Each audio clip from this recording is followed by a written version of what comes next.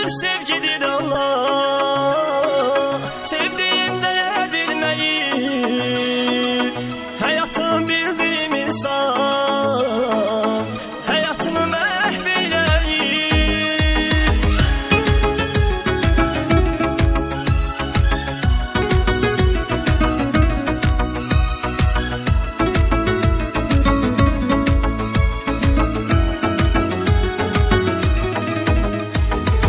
Canım kadar sevdiğim, yüreğimi verdiğim, beni terk eyleyipti, öldüme can bildiğim.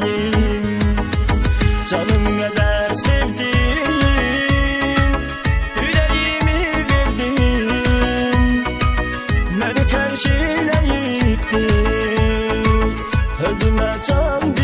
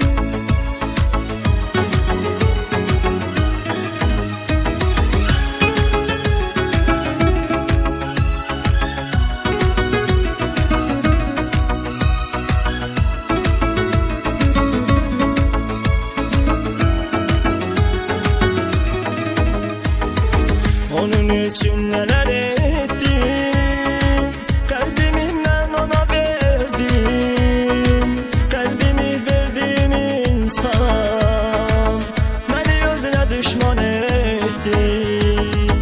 Onun için neler ettim, kalbimden ona verdim, kalbimi verdiğim insan beni özüne düşman etti.